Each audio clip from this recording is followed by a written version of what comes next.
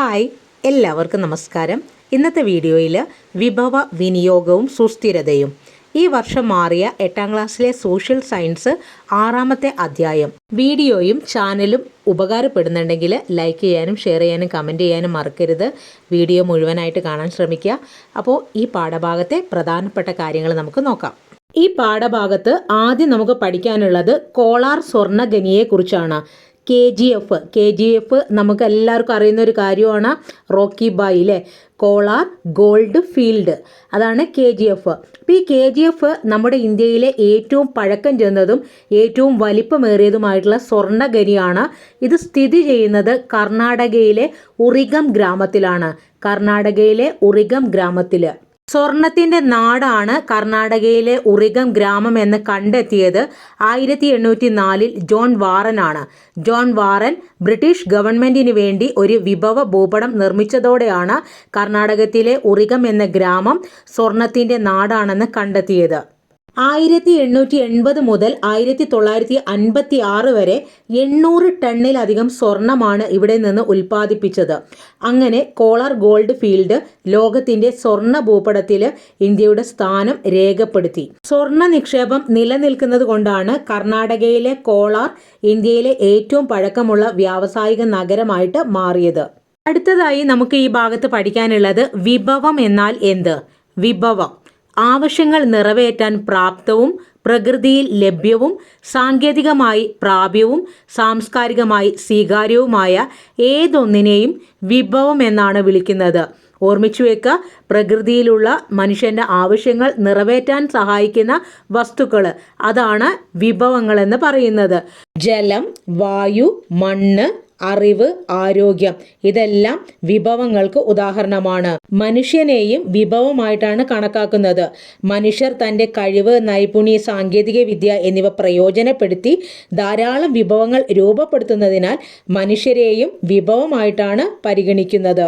വിഭവങ്ങളെ ഉത്ഭവത്തിൻ്റെ അടിസ്ഥാനത്തിൽ രണ്ടായിട്ട് തരംതിരിച്ചിട്ടുണ്ട്. പ്രകൃതി വിഭവങ്ങൾ, മനുഷ്യനിർമ്മിത വിഭവങ്ങൾ. പ്രകൃതിയിൽ നിന്നും ലഭിക്കുന്ന വിഭവങ്ങളാണ് പ്രകൃതി വിഭവങ്ങൾ. ഉദാഹരണം വായു, ധാതുക്കൾ. വായു, ധാതുക്കൾ പ്രകൃതി വിഭവങ്ങൾക്ക് ഉദാഹരണമാണ്. മനുഷ്യനിർമ്മിത വിഭവങ്ങൾ മനുഷ്യൻ നിർമ്മിക്കുന്ന വിഭവങ്ങളാണ്. എക്സാമ്പിള് റോഡ്, യന്ത്രങ്ങൾ. വിഭവങ്ങളെ ലഭ്യതയുടെ അടിസ്ഥാനത്തിൽ വീണ്ടും രണ്ടായിട്ട് തരംതിരിച്ചിട്ടുണ്ട്. പുനഃസ്ഥാപിക്കാൻ കഴിയുന്ന വിഭവങ്ങൾ, പുനഃസ്ഥാപിക്കാൻ കഴിയാത്ത വിഭവങ്ങൾ. പുനഃസ്ഥാപിക്കാൻ കഴിയുന്നവ എന്ന് പറയുമ്പോൾ പ്രകൃതിയിൽ തുടർച്ചയായി ഉൽപ്പാദിപ്പിക്കപ്പെടുന്നതും മനുഷ്യന് എപ്പോഴും ലഭ്യമാകുന്നതുമായിട്ടുള്ള വിഭവങ്ങൾ. ഉദാഹരണത്തിന് സൂര്യപ്രകാശം, കാറ്റ്, തിരമാല, ഇത്തരം വിഭവങ്ങൾ പുനഃസ്ഥാപിക്കാൻ കഴിയുന്ന റിന്യൂവബിൾ റിസോഴ്സസിന് എക്സാമ്പിളാണ്. അടുത്തത് പുനഃസ്ഥാപിക്കാൻ കഴിയാത്ത വിഭവങ്ങൾ. ദശലക്ഷക്കണക്കിന് വർഷങ്ങൾ കൊണ്ട് രൂപപ്പെട്ടതും ഉപയോഗത്തിനനുസരിച്ച് അളവ് കുറയുന്നതുമായ വിഭവങ്ങളാണ് പുനഃസ്ഥാപിക്കാൻ കഴിയാത്ത വിഭവങ്ങൾ. ഉദാഹരണത്തിന് ഇരുമ്പ്, സ്വർണം, കൽക്കരി, പെട്രോളിയം, ഇവയൊക്കെ പുനഃസ്ഥാപിക്കാൻ കഴിയാത്ത വിഭവങ്ങൾക്ക് ഉദാഹരണമാണ്. ഇരുമ്പ്, സ്വർണം, കൽക്കരി, പെട്രോളിയം ഇവയെല്ലാം നമ്മുടെ ഉപയോഗത്തിനനുസരിച്ച് തീർന്നു പോകുന്നവയാണ്. അതിനാൽ തന്നെ ഇത്തരം വിഭവങ്ങളെ നമ്മൾ കാര്യക്ഷമമായിട്ട് മാത്രമേ ഉപയോഗപ്പെടുത്താവൂ. ഇപ്പോൾ ഉദാഹരണം ഇവിടെ കൊടുത്തിട്ടുണ്ട്. നമ്മുടെ കൊച്ചി അന്താരാഷ്ട്ര വിമാനത്താവളം സമ്പൂർണ്ണമായി സൗരോർജം ഉപയോഗിച്ച് പ്രവർത്തിക്കുന്ന ലോകത്തിലെ ആദ്യത്തെ വിമാനത്താവളമാണ് കൊച്ചി അന്താരാഷ്ട്ര വിമാനത്താവളം. അത് മാത്രമല്ല, പൊതുമേഖല, സ്വകാര്യ മേഖല പങ്കാളിത്തത്തോടെ തുടങ്ങിയ ഇന്ത്യയിലെ ആദ്യത്തെ വിമാനത്താവളം ചോദിച്ചാൽ അതും സിയാലാണ്, കൊച്ചിൻ ഇന്റർനാഷണൽ എയർപോർട്ട് ലിമിറ്റഡ്. അടുത്തത് ബോംബെ ഹൈ അഥവാ മുംബൈ ഹൈ. മഹാരാഷ്ട്രയിലെ മുംബൈ തീരത്ത് നിന്ന് 160 കിലോമീറ്റർ അകലെ അറബിക്കടലിൽ സ്ഥിതി ചെയ്യുന്ന വലിയ എണ്ണപ്പാടമാണ് മുംബൈ ഹൈ. ഇന്ത്യയിലെ ഏറ്റവും വലിയ കടൽത്തീര എണ്ണ ഖനന കേന്ദ്രങ്ങളിലൊന്നാണ് മുംബൈ ഹൈ. 1974 ഇത് കണ്ടെത്തിയത്. ഈ എണ്ണപ്പാടത്തിൻ്റെ മേൽനോട്ടം വഹിക്കുന്നത് ഓയിൽ ആൻഡ് നാച്ചുറൽ ഗ്യാസ് കോർപ്പറേഷനാണ്, ONGC. അപ്പോൾ ഇവിടെ ഓർമ്മിച്ചു വെക്കേണ്ട പോയിന്റ് മുംബൈ ഹൈയുമായി ബന്ധപ്പെട്ട ശരിയായ പ്രസ്താവനകൾ. മഹാരാഷ്ട്രയിലെ മുംബൈ തീരത്ത് നിന്ന് 160 കിലോമീറ്റർ അകലെ സ്ഥിതി ചെയ്യുന്നു. അറബിക്കടലിലാണ് സ്ഥിതി ചെയ്യുന്നത്. മുംബൈ ഹൈ എന്ന് പറയുന്നത് ഇന്ത്യയിലെ ഏറ്റവും വലിയ കടൽത്തീര എണ്ണഖനന കേന്ദ്രങ്ങളിലൊന്നാണ്. 1974 കണ്ടെത്തിയത്. ഇതിൻ്റെ മേൽനോട്ടം ONGCക്കാണ്, ഓയിൽ ആൻഡ് നാച്ചുറൽ ഗ്യാസ് കോർപ്പറേഷന്. ഇവിടെ ഒരു പട്ടികയുണ്ട്. പുനഃസ്ഥാപിക്കാൻ കഴിയുന്നവ, പുനഃസ്ഥാപിക്കാൻ കഴിയാത്ത പ്രകൃതി വിഭവങ്ങൾ. അപ്പോൾ ഓർമ്മിച്ചു വെക്കുക, പുനഃസ്ഥാപിക്കാൻ കഴിയുന്നവ സൂര്യപ്രകാശം, കാറ്റ്, തിരമാല. പുനഃസ്ഥാപിക്കാൻ കഴിയാത്തവ ഇരുമ്പ്, സ്വർണം, കൽക്കരി, പെട്രോളിയം തുടങ്ങിയവ. അടുത്തത് എന്താണ് ഖനനം എന്ന് ഈ ഭാഗത്ത് പറയുന്നുണ്ട്. ഭൂമിയുടെ ഉപരിതലത്തിൽ നിന്നോ ഭൂമിയുടെ അന്തർഭാഗത്തു നിന്നോ മൂല്യവത്തായ വസ്തുക്കൾ കണ്ടെത്തി പുറത്തെടുക്കുന്ന പ്രക്രിയയാണ് ഖനനം. ഉപരിതല ഖനനം, ഭൂഗർഭ ഖനനം എന്നിങ്ങനെ രണ്ടായിട്ട് തരംതിരിച്ചിട്ടുണ്ട് ഖനനത്തെ. അടുത്തത് നമുക്ക് ഈ ഭാഗത്ത് പഠിക്കാനുള്ളത് മിനറൽസ് അഥവാ ധാതുക്കളെ കുറിച്ചാണ്. എന്താണ് ധാതുക്കൾ? പ്രകൃതിയാൽ രൂപപ്പെട്ടതും രാസഭൗതിക സവിശേഷതകളോട് കൂടിയതുമായ ജൈവ അജൈവ പദാർത്ഥങ്ങളാണ് ധാതുക്കൾ. ഓർമ്മിച്ചു വെക്കുക, പ്രകൃതിയാൽ രൂപപ്പെട്ടതും രാസഭൗതിക സവിശേഷതകളോട് കൂടിയതുമായ ജൈവ അജൈവ പദാർത്ഥങ്ങളെ വിളിക്കുന്നത് ധാതുക്കൾ എന്നാണ്. ഉദാഹരണത്തിന് പെട്രോളിയം, ഇരുമ്പയിര്, ബോക്സൈറ്റ് ഇതെല്ലാം ധാതുക്കൾക്ക് ഉദാഹരണമാണ് കേട്ടോ. ധാതുക്കളെ പ്രകൃതിയിൽ നിന്ന് നമുക്ക് നേരിട്ട് ഉപയോഗിക്കാൻ സാധിക്കില്ല. ഭൂവൽക്കം എന്ന് പറഞ്ഞാൽ ഭൂമിയുടെ ഏറ്റവും പുറമെയുള്ള പാളിയാണ്.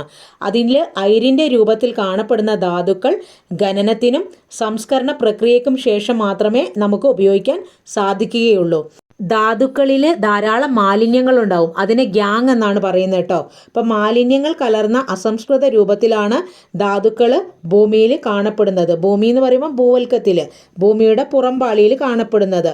ഇതിനെ അയിര് എന്നാണ് വിളിക്കുന്നത്.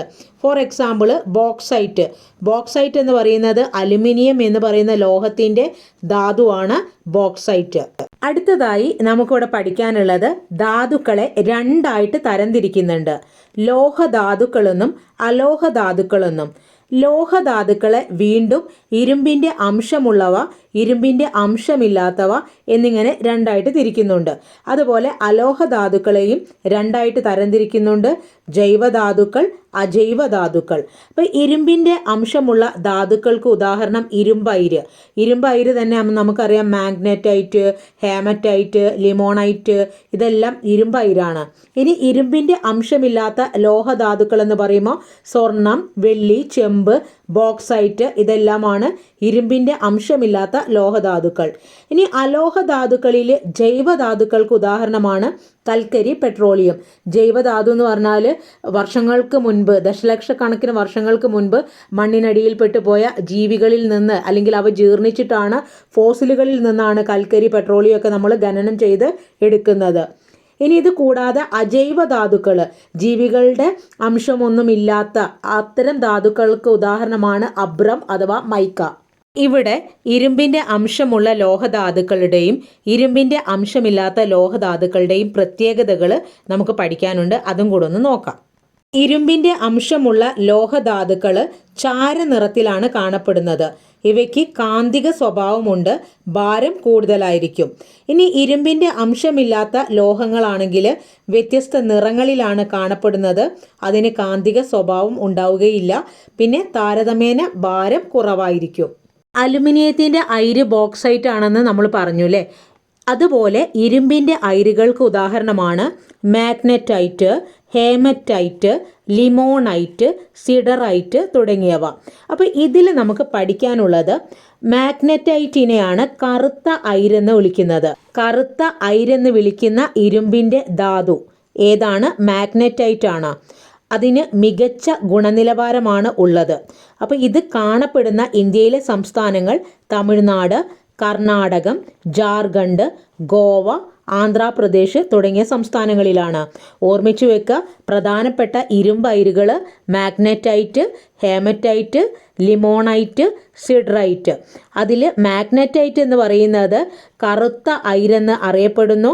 മികച്ച ഗുണനിലവാരമുണ്ട് മാഗ്നറ്റൈറ്റിന്. അതുപോലെ തന്നെ തമിഴ്നാട്, കർണാടകം, ജാർഖണ്ഡ്, ഗോവ, ആന്ധ്രാപ്രദേശ് തുടങ്ങിയ സംസ്ഥാനങ്ങളിലാണ് ഇവ കാണപ്പെടുന്നത്. ധാതുക്കളുമായി ബന്ധപ്പെട്ട ചോദ്യങ്ങൾ PSCക്ക് വരാറുണ്ട്. സോ നന്നായിട്ട് പഠിച്ചു വെക്കുക. അടുത്തത് അലോഹ ധാതുക്കൾ അഥവാ നോൺ മെറ്റാലിക് മിനറൽസ്. ലോഹത്തിൻ്റെ അംശമില്ലാത്ത ധാതുക്കളാണ് അലോഹ ധാതുക്കൾ. അലോഹ ധാതുക്കളുടെ പ്രത്യേകത കാഠിന്യം, തിളക്കം, വഴക്കം തുടങ്ങിയ ഗുണങ്ങൾ താരതമ്യേന കുറവായിരിക്കും. അപ്പോൾ ജൈവധാതുക്കളെന്നും അജൈവധാതുക്കളെന്നും അലോഹ ധാതുക്കളെ രണ്ടായിട്ട് തരംതിരിക്കുന്നുണ്ട്. അപ്പോൾ ഇവിടെ ഓർമ്മിച്ച് വെക്കുക, കൽക്കരി, പെട്രോളിയം അത് ജൈവധാതുക്കളും ജൈവിക ഘടകങ്ങൾ അതിനകത്ത് അടങ്ങിയിട്ടുള്ളത് കൊണ്ടാണ് കൽക്കരി, പെട്രോളിയം ജൈവധാതുക്കളായിട്ട് പറയുന്നത്.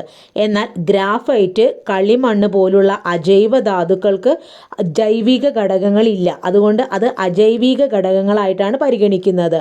അപ്പോൾ അലോഹ ധാതുക്കൾ എന്ന് പറയുമ്പോൾ അബ്രം, ഗ്രാഫൈറ്റ് ഒക്കെ എക്സാമ്പിളാണ്. പിന്നെ ഇരുമ്പ് കെട്ടിട നിർമ്മാണത്തിന് ഉപയോഗിക്കുന്നു, സ്വർണം ആഭരണങ്ങൾ ഉണ്ടാക്കാൻ ഉപയോഗിക്കുന്നു, ചെമ്പ് പാത്രങ്ങൾ ഉണ്ടാക്കാൻ ഉപയോഗിക്കുന്നു, ഗ്രാഫൈറ്റ് പെൻസിൽ നിർമ്മാണത്തിന്, പെട്രോളിയം ഇന്ധനമായിട്ട് ഉപയോഗിക്കുന്നു, കളിമണ്ണ് പാത്രങ്ങൾ ഉണ്ടാക്കാൻ ഉപയോഗിക്കുന്നു. അങ്ങനെ പല പല ഉപയോഗങ്ങൾക്ക് ഈ വിഭവങ്ങളെ, ഈ ധാതുക്കളെ എല്ലാം മനുഷ്യൻ ഉപയോഗപ്പെടുത്തുന്നുണ്ട്. ഇന്ത്യയിലെ ധാതു നിക്ഷേപങ്ങളെ സംബന്ധിച്ച വിവരങ്ങൾ നൽകുന്ന മാപ്പാണിത്. അപ്പോൾ ഇവിടെ ഒരു ടേബിൾ തന്നിട്ടുണ്ട്, അതിൽ കുറച്ച് ധാതുക്കളും തന്നിട്ടുണ്ട്. അപ്പോൾ ഈ മാപ്പ് ഉപയോഗിച്ചിട്ട് നമുക്ക് അവ ഏതെല്ലാം സ്റ്റേറ്റുകളിലാണ് ഉള്ളതെന്ന് കണ്ടെത്താം. സ്വർണം ഏറ്റവും കൂടുതലുള്ള ഇന്ത്യൻ സംസ്ഥാനങ്ങൾ മധ്യപ്രദേശ്, ആന്ധ്രാപ്രദേശ്, കേരളം, കർണാടക, ജാർഖണ്ഡ് തുടങ്ങിയ സംസ്ഥാനങ്ങളാണ്. ഈ മാപ്പ് നോക്കുമ്പോൾ നമുക്കറിയാം സ്വർണം ഏറ്റവും കൂടുതലുള്ളത് മധ്യപ്രദേശ്, ആന്ധ്രാപ്രദേശ്, കേരളം, കർണാടകം, ജാർഖണ്ഡ് തുടങ്ങിയ സംസ്ഥാനങ്ങളിൽ. ഇനി ഇരുമ്പിൻ്റെ ധാതുക്കളുള്ളത് ഒഡീഷ, ജാർഖണ്ഡ്, ഛത്തീസ്ഗഡ്, ഉത്തർപ്രദേശ്, രാജസ്ഥാൻ, മഹാരാഷ്ട്ര, കർണാടക, കേരളം. ഓർമ്മിച്ചു വെക്കുക, ഒഡീഷ, ജാർഖണ്ഡ്, ഛത്തീസ്ഗഡ്, ഉത്തർപ്രദേശ്, രാജസ്ഥാൻ, മഹാരാഷ്ട്ര, കർണാടക, കേരളം. ഇനി കൽക്കരി കൂടുതലുള്ളത് വെസ്റ്റ് ബംഗാൾ, മഹാരാഷ്ട്ര, മധ്യപ്രദേശ്, ഒഡീഷ, ജാർഖണ്ഡ്, ഉത്തർപ്രദേശ്, ലഡാക്ക്. ഇനി മാംഗനീസോ മഹാരാഷ്ട്ര, ഒഡീഷ, ഗുജറാത്ത്, രാജസ്ഥാൻ, മധ്യപ്രദേശ്, ബീഹാർ, വെസ്റ്റ് ബംഗാൾ ഇവിടെയൊക്കെയാണ് മാംഗനീസിൻ്റെ ധാതുക്കൾ കൂടുതലായിട്ട് കാണുന്ന ഇന്ത്യൻ സംസ്ഥാനങ്ങൾ. അടുത്തത് ഇന്ത്യയിലെ ഉൽപാദന വ്യവസായങ്ങൾ. ഉൽപാദന വ്യവസായം എന്ന് പറഞ്ഞാൽ അസംസ്കൃത വസ്തുക്കൾ, യന്ത്രങ്ങൾ എന്നിവ ഉപയോഗിച്ച് പ്രാദേശികവും വിദൂരവുമായ വിപണികളിൽ വിൽക്കാൻ ഉയർന്ന മൂല്യമുള്ള ഉൽപ്പന്നങ്ങളാക്കി മാറ്റുന്ന പ്രക്രിയയാണ് ഉൽപാദന വ്യവസായം. ഇന്ത്യയിലെ പ്രധാനപ്പെട്ട ഉൽപാദന വ്യവസായങ്ങൾ കാർഷികാധിഷ്ഠിത വ്യവസായം, ധാതു അധിഷ്ഠിത വ്യവസായം, രാസാധിഷ്ഠിത വ്യവസായം, വനാധിഷ്ഠിത വ്യവസായം, മൃഗാധിഷ്ഠിത വ്യവസായം തുടങ്ങിയവയാണ്. കൃഷി അധിഷ്ഠിത വ്യവസായത്തിന് ഉദാഹരണമാണ് പഞ്ചസാര വ്യവസായം. ധാതു അധിഷ്ഠിത വ്യവസായങ്ങൾക്ക് ഉദാഹരണം ഇരുമ്പുരുക്ക് വ്യവസായം.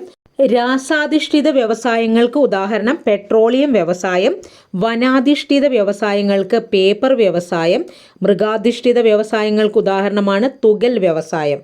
ഇവിടെ ഒരു മാപ്പ് തന്നിട്ടുണ്ട്. ഈ മാപ്പിൽ ഇന്ത്യയിലെ പ്രധാനപ്പെട്ട ഉൽപാദന വ്യവസായങ്ങൾ ഉൾപ്പെടുന്ന സ്റ്റേറ്റുകൾ കൊടുത്തിട്ടുണ്ട്.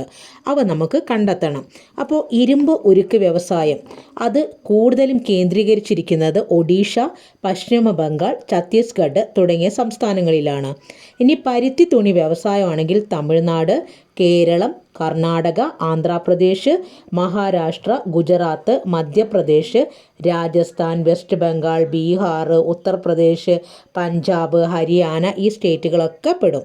ഇനി പെട്രോളിയം രാസവ്യവസായം മഹാരാഷ്ട്രയിലും ഗുജറാത്തിലുമാണ് ഉള്ളത്.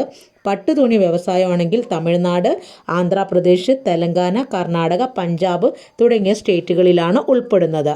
ഓർമ്മിച്ചു വെക്കുക, ഇരുമ്പുരുക്ക് വ്യവസായം കൂടുതലും കേന്ദ്രീകരിച്ചിരിക്കുന്നത് ഒഡീഷ, പശ്ചിമ ബംഗാൾ, ഛത്തീസ്ഗഡ്. അതുപോലെ പരുത്തി തുണി വ്യവസായം തമിഴ്നാട്, കേരളം, കർണാടക, ആന്ധ്രാപ്രദേശ്, മഹാരാഷ്ട്ര, ഗുജറാത്ത്, മധ്യപ്രദേശ്, രാജസ്ഥാൻ, വെസ്റ്റ് ബംഗാൾ, ബീഹാർ, ഉത്തർപ്രദേശ്, പഞ്ചാബ്, ഹരിയാന. പെട്രോളിയം, രാസവ്യവസായം മഹാരാഷ്ട്രയിലും ഗുജറാത്തിലും. പട്ടുതുണി വ്യവസായമാണെങ്കിൽ തമിഴ്നാട്, ആന്ധ്രാപ്രദേശ്, തെലങ്കാന, കർണാടക, പഞ്ചാബ്. അടുത്തത് ഇന്ത്യയിലെ ഇരുമ്പുരുക്ക് വ്യവസായം. ഇതിനെ ഘന വ്യവസായം എന്നാണ് പറയുന്നത്. കാരണം ഇവ വ്യവസായശാലകളിൽ ഉപയോഗിക്കുന്ന അസംസ്കൃത വസ്തുക്കളുടെ അളവ് കൂടുതലാണ്. അതിൽ നിന്നുണ്ടാക്കുന്ന ഉൽപ്പന്നങ്ങൾക്ക് കൂടുതൽ വലിപ്പവും ഭാരവും ഉള്ളതുകൊണ്ടാണ് ഇരുമ്പുരുക്ക് വ്യവസായത്തെ ഘന വ്യവസായത്തിൻ്റെ ഗണത്തിൽ ഉൾപ്പെടുത്തുന്നത്. ഈ പാഠഭാഗത്ത് നിന്ന് ഏറ്റവും കൂടുതൽ ചോദ്യങ്ങൾ വന്നിട്ടുള്ളതും ഇനി മുന്നോട്ട് വരാൻ സാധ്യതയുള്ളതുമായിട്ടുള്ള ഒരു ഏരിയയാണ് ഇരുമ്പ് ഉരുക്ക് വ്യവസായങ്ങൾ. അപ്പോൾ രണ്ടാം പഞ്ചവത്സര പദ്ധതിയാണ് വ്യവസായങ്ങൾക്ക് കൂടുതൽ പ്രാധാന്യം കൊടുത്തത്. അപ്പോൾ അതുകൊണ്ട് തന്നെ വ്യാവസായിക പദ്ധതി എന്നറിയപ്പെടുന്നത് രണ്ടാം പഞ്ചവത്സര പദ്ധതിയാണ്. ഈ സമയത്ത് ഇന്ത്യയിൽ വിദേശ രാജ്യങ്ങളുടെയൊക്കെ സഹായത്തോടെ ധാരാളം ഇരുമ്പുരുക്ക് വ്യവസായശാലകൾ തുടങ്ങിയിട്ടുണ്ട്. അപ്പോൾ ഇവ PSCയുടെ പരീക്ഷകളിൽ സാന്നിധ്യമായിട്ട് ചോദിക്കുന്ന ചോദ്യങ്ങളാണ്. അവ നമുക്ക് പഠിച്ചെടുക്കാം. ഇന്ത്യയിൽ ഇരുമ്പുരുക്ക് വ്യവസായങ്ങൾക്ക് തുടക്കം വെച്ചത് 1907 1907 ജംഷഡ്പൂർ സാങ്ചിയിൽ ടാറ്റ അയൺ ആൻഡ് സ്റ്റീൽ കമ്പനിയുടെ വരവോടുകൂടിയാണ് ഇന്ത്യയിലെ ഇരുമ്പുരുക്ക് വ്യവസായത്തിന് തുടക്കം കുറിച്ചത്. ഓർമ്മിച്ചു വെക്കുക, Tata iron and steel company ആരംഭിച്ച വർഷം 1907. സ്ഥലം എവിടെയാണ്? ജംഷഡ്പൂർ സാങ്ചി, അത് ജാർഖണ്ഡിലാണ് കേട്ടോ. അടുത്തത് പശ്ചിമ ബംഗാളിൽ Indian iron and steel company നിലവിൽ വന്നത് 1919. പശ്ചിമ ബംഗാളിൽ Indian iron and steel company നിലവിൽ വന്നത് 1919.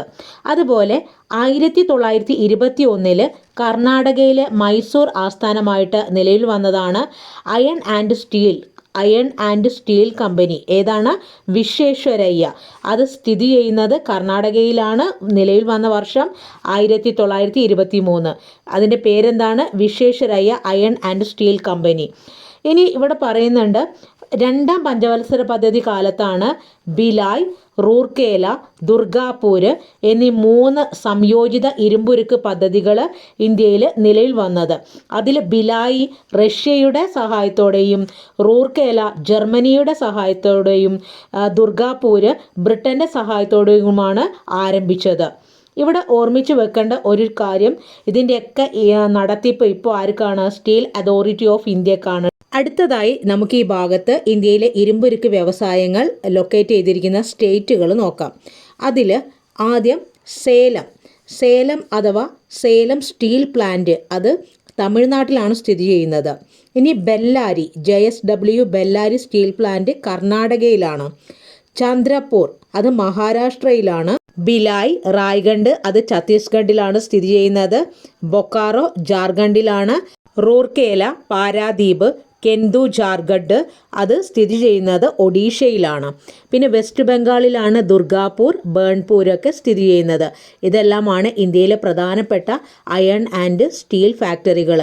ഓർമ്മിച്ചു വെക്കുക, റൂർക്കേല, പാരാദീപ്, കെന്ദു, ജാർഖണ്ഡ് ഒഡീഷയിലും, തമിഴ്നാട്ടിൽ Salem iron and steel plant, പിന്നെ കർണാടകയിലാണ് JSW ബെല്ലാരി സ്റ്റീൽ പ്ലാന്റ് നിലനിൽക്കുന്നത്.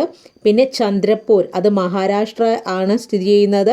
ഭിലായ് ഛത്തീസ്ഗഡ്, റായ്ഗഡ് ഛത്തീസ്ഗഡിലാണ്. ബൊക്കാറോ ജാർഖണ്ഡാണ്. പിന്നെ ഓർമ്മിച്ചു വെക്കുക, ദുർഗാപൂർ വെസ്റ്റ് ബംഗാൾ, ബേൺപൂരും വെസ്റ്റ് ബംഗാളാണ്. ഇന്ത്യയിലെ ഏറ്റവും കൂടുതൽ ഇരുമ്പുരുക്ക് വ്യവസായമുള്ളത് ഒഡീഷയിലാണ്.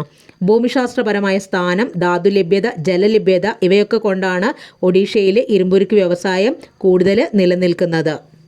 ഒഡീഷയിലെ സുന്ദർഗഡ്, മയൂർഭഞ്ച്, കിയോഞ്ചർ ഇവിടെയൊക്കെയാണ് ഏറ്റവും കൂടുതൽ ഗുണമേന്മയുള്ള ഇരുമ്പയിര് ശേഖരമുള്ളത്. കൂടാതെ കൽക്കരി താൾച്ചർ മേഖലയിലും കാണപ്പെടുന്നുണ്ട്. കൽക്കരി താൾച്ചർ മേഖലയിൽ ഉൽപാദന വ്യവസായങ്ങളുടെ വിതരണത്തെ സ്വാധീനിക്കുന്ന പ്രധാന ഘടകങ്ങൾ ഭൂമിശാസ്ത്രപരമായ ഘടകങ്ങൾ, ഭൂമിശാസ്ത്രപരമല്ലാത്ത ഘടകങ്ങൾ. ഭൂമിശാസ്ത്ര ഘടകങ്ങളിൽ ഭൂഘടന, കാലാവസ്ഥ, ജലം, ഊർജം, അസംസ്കൃത വസ്തുക്കളാണ് ഉൾപ്പെടുന്നത്. ഇനി ഭൂമിശാസ്ത്രപരമല്ലാത്ത ഘടകങ്ങളിൽ മൂലധനം, സംഘാടനം, വിപണി, ഗവൺമെൻറ് നയം, ഗതാഗതം, തൊഴിലാളികളുടെ ലഭ്യതയൊക്കെ ഉൾപ്പെടുന്നു. വലിയ രീതിയിലുള്ള ഉൽപാദന വ്യവസായങ്ങളുടെ അനന്തരഫലങ്ങൾ മലിനീകരണമാണ്. പല തരത്തിലുള്ള മലിനീകരണത്തിന് ഇവ കാരണമാകും. വായുമലിനീകരണം, ജലമലിനീകരണം, മണ്ണ് മലിനീകരണം, ശബ്ദമലിനീകരണം ഇവയ്ക്കൊക്കെ ഇത്തരം വ്യവസായങ്ങൾ കാരണമാകാറുണ്ട്. വ്യവസായശാലകളിൽ നിന്ന് പുറന്തള്ളുന്ന പുകയിൽ അടങ്ങിയിരിക്കുന്ന വിഷവാതകങ്ങളാണ് sulphur dioxide, carbon dioxide, carbon monoxide, methane തുടങ്ങിയവ. ഇത് അന്തരീക്ഷത്തെ മലിനമാക്കും. ഉൽപാദന വ്യവസായങ്ങൾ കൊണ്ടുള്ള മറ്റു പ്രശ്നങ്ങൾ വിഭവ ശോഷണം, പ്രാദേശിക അസമത്വം, കുടിയേറ്റം, നഗരവൽക്കരണം തുടങ്ങിയ പ്രശ്നങ്ങളും എന്തുകൊണ്ട് സംഭവിക്കാറുണ്ട്? വലിയ രീതിയിലുള്ള ഉൽപാദന വ്യവസായങ്ങൾ കൊണ്ട് സംഭവിക്കാറുണ്ട്. ഏറ്റവും കൂടുതൽ ആളുകൾ കുടിയേറുന്നത് ഗ്രാമങ്ങളിൽ നിന്ന് നഗരത്തിലേക്കാണ്. ഇത്തരം കുടിയേറ്റങ്ങൾക്ക് കാരണമാകുന്നത് നഗരവൽക്കരണം തന്നെയാണ്. ഇപ്പോൾ വലിയ രീതിയിലുള്ള വ്യവസായങ്ങളും ഒരു പരിധിവരെ അതിനെന്ത് ചെയ്യുന്നുണ്ട്? ആക്കം കൂട്ടുന്നുണ്ട്. വിഭവ സംരക്ഷണത്തിനായി നമുക്ക് 3R ഫോർമുല ഉപയോഗിക്കാം. Recycle, reduce, reuse. വിഭവ സംരക്ഷണത്തിൻ്റെ പ്രധാന ലക്ഷ്യങ്ങൾ വിഭവങ്ങളുടെ പുനരുപയോഗം, ഊർജ്ജ സംരക്ഷണം, ജലസംരക്ഷണം, വനസംരക്ഷണം തുടങ്ങിയവയ്ക്കാണ്. അടുത്തത് സുസ്ഥിര വികസനം. സുസ്ഥിര വികസനം എന്ന ആശയം മുന്നോട്ട് വെച്ചത് ബ്രഡ്ലാൻഡ് കമ്മീഷനാണ് കേട്ടോ. ഭാവി തലമുറയ്ക്ക് തങ്ങളുടെ ആവശ്യങ്ങൾ നിറവേറ്റാനുള്ള ശേഷിക്ക് കോട്ടം തട്ടാത്ത വിധത്തിൽ നിലവിലെ ആവശ്യങ്ങൾ നിർവഹിക്കുന്നതിനുള്ള രീതിയാണ് സുസ്ഥിര വികസനം എന്നതുകൊണ്ട് ഉദ്ദേശിക്കുന്നത്.